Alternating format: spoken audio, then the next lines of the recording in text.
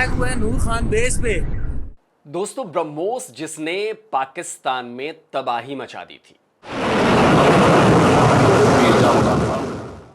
ऐसा घाव जिसे पाकिस्तान और पाकिस्तानी मरते दम तक भूल नहीं पाएंगे।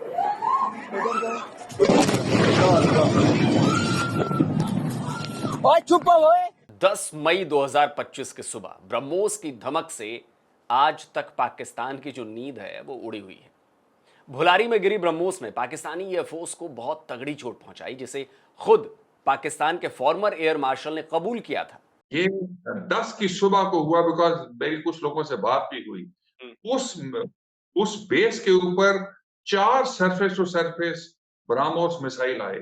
सरफेस टू सरफेस या एयर टू सरफेस ये मुझे नहीं पता। तो पायलट्स जो हैं वो पहले दौड़े कि वो अपने जहाजों को सिक्योर करें। अच्छा। और जैसे ही पहला आया वो जूम करके ऊपर से दूसरा आया, फिर तीसरा आया, फिर चौथा आया, जो कि अनफॉर्चुनेटली बुलारी में डायरेक्टली आके एक हैंगर पे लगा जहां पे कि हमारा एवैक्स खड़ा था, जो डैमेज हुआ, जहां पे शहादतें भी हुई। अब ये ब्रह्मोस की उसी ताकत को आज दुनिया सलाम कर रही है।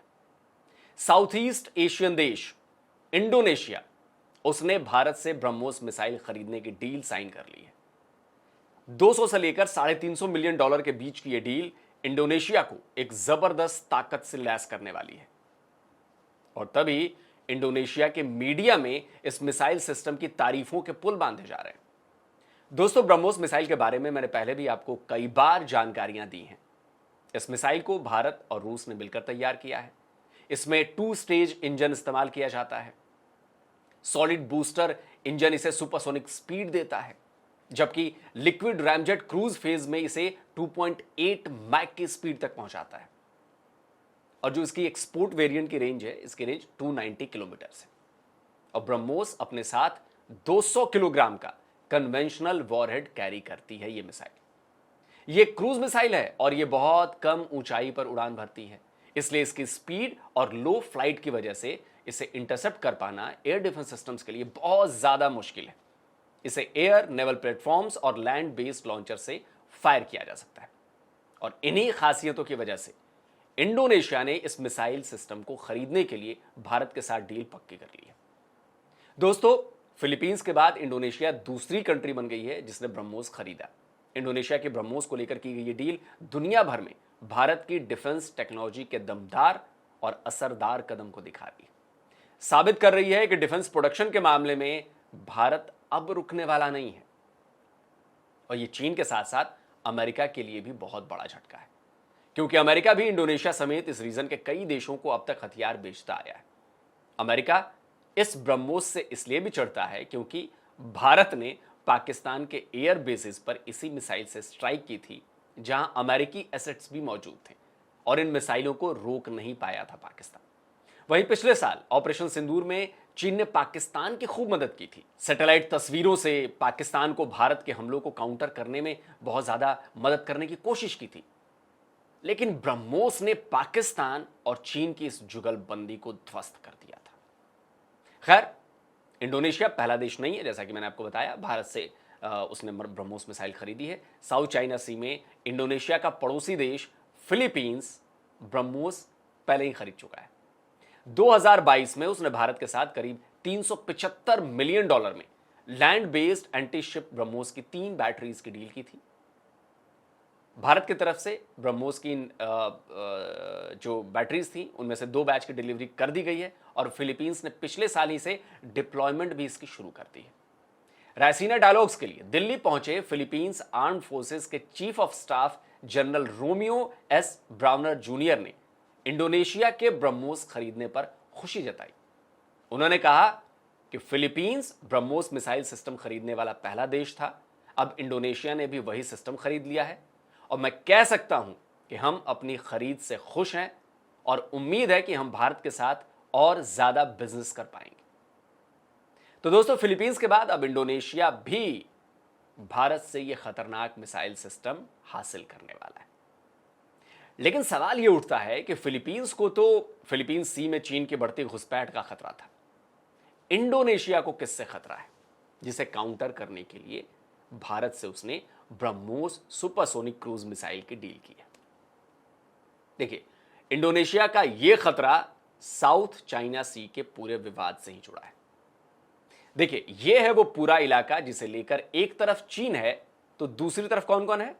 ताइवान है, जापान है, फिलीपींस है, वियतनाम है, मलेशिया है, ब्रुनेई है और इंडोनेशिया है।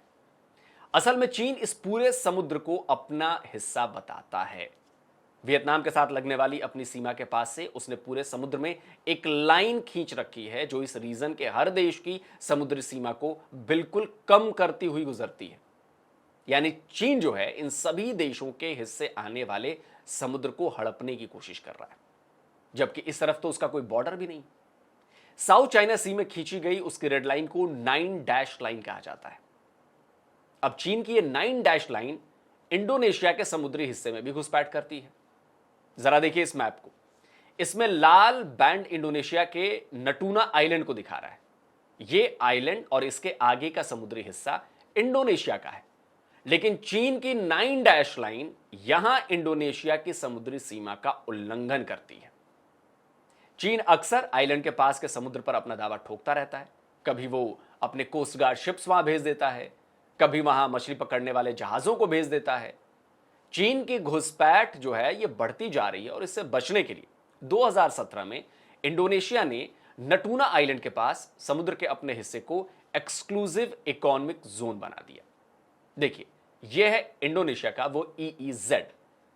लेकिन यह बात चीन को बहुत ज्यादा अखर गई। असल में इंडोनेशिया के इस एक्सक्लूसिव इकोनॉमिक जोन का जो एरिया है वो चीन के क्लेम किए गए 9 डैश लाइन को काउंटर करता है। करीब 40-50 सालों से चीन इस आइलैंड के पास के समुद्र पर कब्जे की कोशिश कर रहा था, लेकिन जब इंडोनेशिया ने इसे इकोनॉमिक जोन बना दिया तो वो बौखलाने लगा। उसने फिलीपींस, ताइवान जैसे देशों की तरह इंडोनेशिया को भी डराने की कोशिश की, धमकाने की कोशिश की, लगातार प्रेशर बनाने की कोशिश की। चीन के कोस्ट गार्ड अब अक्सर इंडोनेशिया की सीमा में घुसपैठ करने लगे। 2024 और 2026 में इंडोनेशिया ने चीन के साथ मैरीटाइम इश्यूज पर समझौते भी किए। इसके बाद भी चीन अक्सर नटूना सी में दखल देता रहता है। और गजब की बात देखिए कि इंडोनेशिया का चीन के अलावा अपने आसपास के किसी देश से कोई सीमा विवाद नहीं, जबकि इस एरिया का मैप अगर आप देखेंगे तो ये बहुत ज्यादा कॉम्प्लेक्स लगेगा। कई सारे आइलैंड्स और देशों के अलग अलग हिस्से हैं, खासतौर पर इंडोनेशिया के। लेकिन विवाद किससे है? उस चीन से जिसकी जमीनी सीमा जकार्ता से करीब करीब 3000 किलोमीटर दूर है। यानी इंडोनेशिया भी फिलीपींस की तरह चीन को काउंटर करने के लिए ही भारत से ब्रह्मोस मिसाइल खरीद रहा है। अब देखिए, इससे चीन का चढ़ना तो तय है। अब यहां पर एक बड़ा सवाल जो आमतौर पर सामने उभर कर आ जाता है वो ये कि जो इंडोनेशिया ब्रह्मोस बैटरीज की डिप्लॉयमेंट जो है वो कहां कहां कर सकता है। ये बड़ा इंपॉर्टेंट है ना भाई, क्योंकि डिस्प्यूटेड इलाकों के अलावा इंडोनेशिया के जो अपने सी रूट्स हैं उन्हें भी उसको सिक्योर करना है। सिक्योरिटी एक्सपर्ट्स और डिफेंस एनालिस्ट के मुताबिक इंडोनेशिया के जो अपने स्ट्रेट्स हैं उन्हें सिक्योर करना है और इसके लिए वो एक मैरीटाइम बैरियर बनाने की योजना पर काम कर रहे हैं। अब देखिए, इंडोनेशिया के 3 मुख्य स्ट्रेट्स हैं।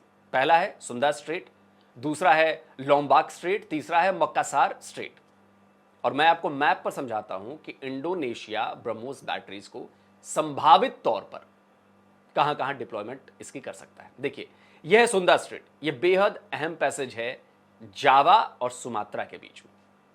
मलक्का स्ट्रेट के बाद अगर कोई दूसरा सबसे बेहद महत्वपूर्ण सी रूट है तो ये यही सुंदा स्ट्रेट है। तो एक संभावित डिप्लॉयमेंट ब्रह्मोस की यहां हो सकती है। दूसरा है लोम्बाक स्ट्रेट। ये देखिए यहां पर, यह भी इंडोनेशिया के लिए बहुत ज्यादा अहम है क्योंकि यह इंडोनेशिया का डीप वाटर रूट है जिसका इस्तेमाल बड़े ऑयल टैंकर्स की आवाजाही के लिए किया जाता है।